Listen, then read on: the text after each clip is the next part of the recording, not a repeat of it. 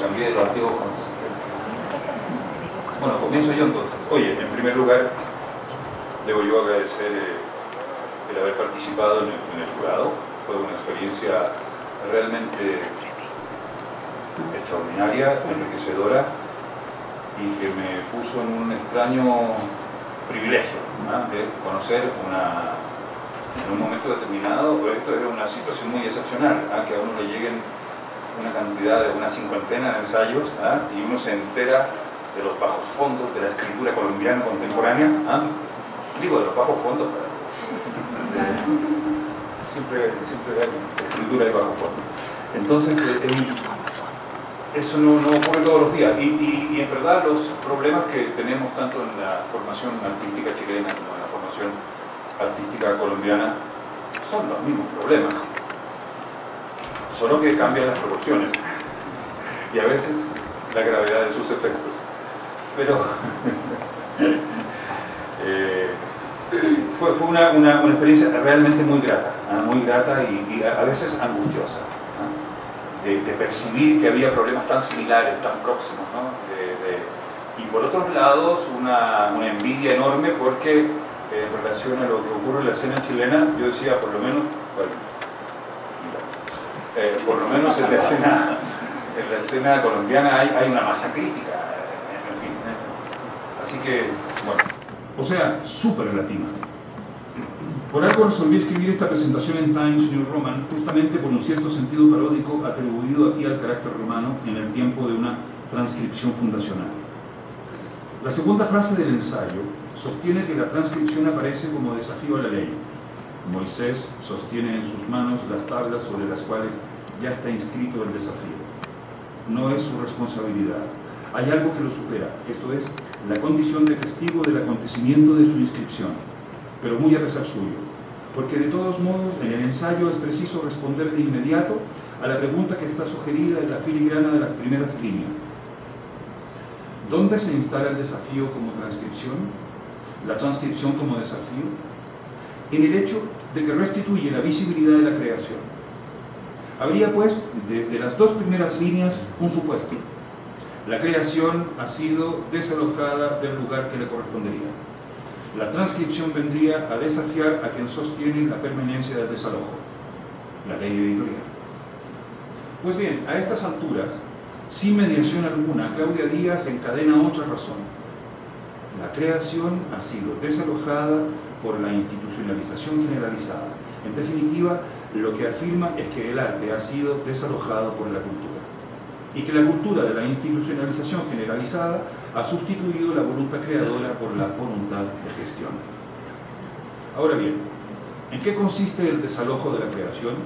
Ya abandonamos completamente las 7 líneas del prólogo. El arte ha sido arrojado de su cauce natural. La palabra arrojado está escrita en el sentido de haber sido arrojado a la calle, que es otra forma de aludir al desalojo. ¿Por qué en tan solo 7 líneas Claudia Díaz debe emplear 2 palabras que resultan sinónimas, desalojar y arrojar? ¿Por qué emplear 2 palabras que remiten a ser puestos fuera de una vivienda? Es de la vivienda del lenguaje de la que el arte ha sido desalojado. ¿Será posible? ¿Cuándo se desaloja a alguien? Cuando no paga el arriendo, cuando no paga la vivienda, cuando ya no está en condición de sostener el ejercicio de la propiedad. El arte ha sido desalojado de la vivienda de la gestión. Es decir, hubo un cambio de dueño, probablemente.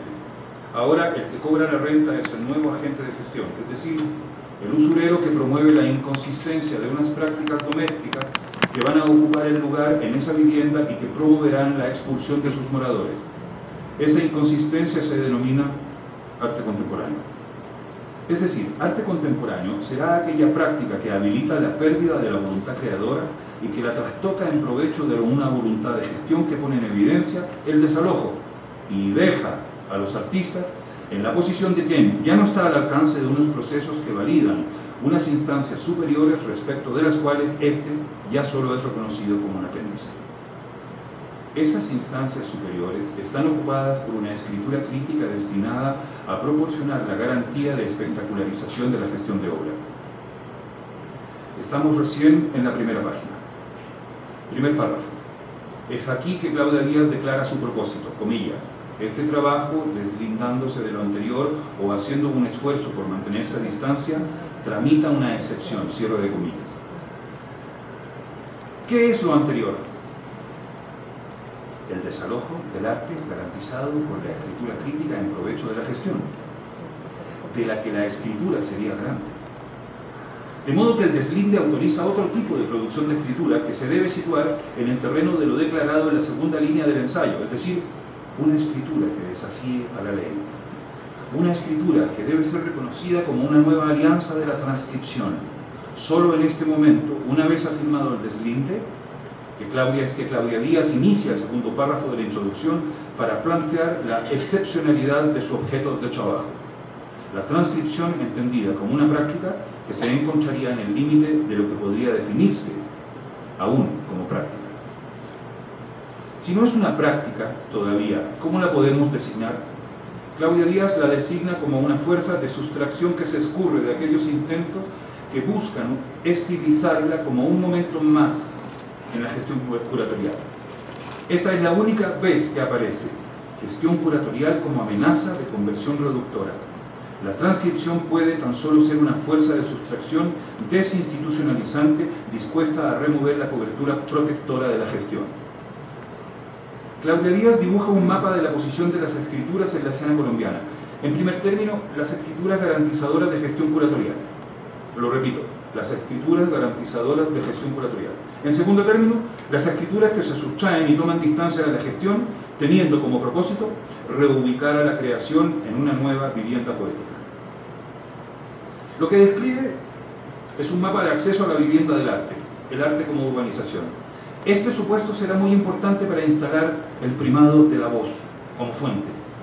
Finalmente, el análisis de la escena colombiana es desplazable a tantas otras escenas. Podríamos quizás hablar de la escena teatral, la escena, en fin, pero no solamente está remitida en exclusivo a una problemática de la escena o de la escritura en la escena de las artes visuales, ¿no? Hay escrituras que se han subordinado a las estrategias institucionales de garantización de un arte contemporáneo que ha desalojado la creación para instalar la gestión de su propio funcionamiento. Hay escrituras que quisieran revertir esta situación sustrayéndose de esta estrategia, regresando al origen de los problemas, el cuerpo de la voz, en su fuente. De ahí se explica esta división del ensayo en tres secciones. Como he dicho, la primera destinada al método, la segunda abordando el procedimiento y la tercera proporcionando las pruebas. El ataque es certero. Partiré por las pruebas. 6 páginas de enlaces. Las pruebas se validan en el sentido que en esas 17 páginas, en las 6 páginas últimas de enlaces, forman parte de la escritura del ensayo, no aparecen como bibliografía. ¿Ah? Por eso digo, ella utiliza el mismo recurso de transcripción de fuentes para terminar el ensayo, con 6 páginas relativas a los enlaces. Las pruebas se validan por ser incriminatorias. La sola transcripción de intervenciones orales constituye por sí misma una prueba de existencia de un plus de garantización. La verdad es que la institucionalización de la garantización posee un corpus impreso que pone a circular un tipo de palabra no impresa que reproduce a su vez un plus de discurso en su enunciación. La transcripción se propone capturar este plus discursivo que desborda los límites de la textualidad impresa, porque en su acceso dejan descubierto un plus de sentido que no habría sabido encuadrar ni encubrir. La sola enumeración de los enlaces de transcripción señala la existencia de un mapa de intensidades discursivas que sostienen la institucionalidad de un arte contemporáneo convertido en expresión directa de la voluntad de gestión.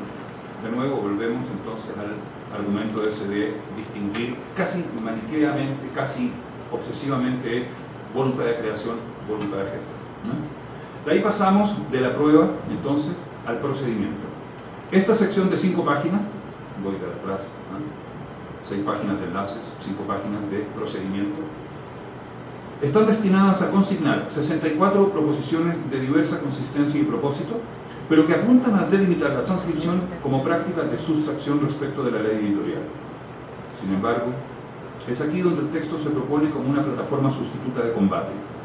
El llamamiento implícito en las 64 proposiciones apunta a declarar el privilegio de la transcripción generalizada, único medio para desmontar el imperio de la ley editorial, que en términos estrictos no es más que el imperio de la industria. La transcripción generalizada no es posible sino como potencia simbólica.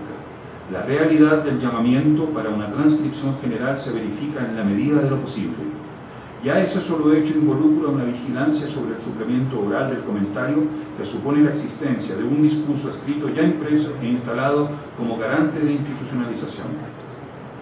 Dicho suplemento oral, que denominamos conversación de artistas, regulada por el dispositivo del museo, o del centro de arte, o del centro cultural, de la escuela de arte, en fin, se instala como un plus equivalente a una discursividad flotante cuyos puntos de amarre están validados por la voluntad de gestión.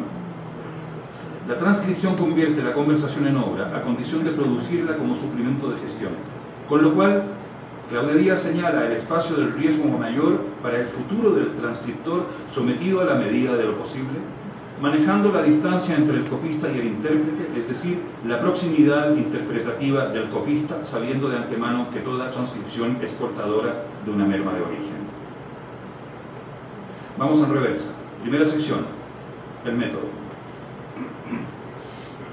Conversión del flatus vocis en compresión tipográfica. Pensamos de acuerdo a una ideología tipográfica determinada. Lo primero que pensamos, de hecho, es en la imagen del emanuense, teniendo en mente la figura del monje en el nombre de la rosa, el monje que se envenena con la tinta. Bueno. Confiésenlo. ¿Cuántos de ustedes no hacían competencias de quién chupaba más tinta de la pluma delante de una compañerita que uno quería impresionar? Bueno, yo lo hice, lo admito. Es terrible porque era la pluma. Entonces, era como una prueba de amor eso. La verdad es que Claudia Díaz reproduce magistralmente la pulsión del registro, poniendo atención en el traspaso, desde la captura de la voz hasta la impresión de la letra, y lo que hay entre medio es el registro que fija y hace visible el hilo de la voz del amo. Me queda poquito, pero quería no leer una parte, es el problema del emanuense en el nombre de la rosa. En verdad está sustituido en la transcripción por una ideología fonográfica. Yo creo que lo que habilita la transcripción es la aparición del modelo del fonógrafo. Y el modelo del fonógrafo no ha cambiado radicalmente. Supone una superficie de recepción, una agujita inscriptora y una transmisión, en fin, es de lo más simple que hay, ¿no? Pero el problema es que el modelo del gramófono tiene una imagen adicional que es la imagen de la RCA Victor, que es la voz del amo. Hay un ensayo de Robert Pingot, creo, crítico literario francés antiguo, muy antiguo, que escribe sobre la voz del amo, y el tipo dice: ¿es el perro que está escuchando fielmente la voz del amo? Mentira. Es el perro que se está adorando a sí mismo porque ve su imagen deformada por la anamorfosis, porque su imagen está reproducida en la bocina pulida del fonógrafo. Entonces no nos equivoquemos, no hay que confiarse mucho en ese perro. Y sí, eso, no hay que confiarse mucho en ese perro. Entonces en toda transcripción hay una duda sobre la fidelidad.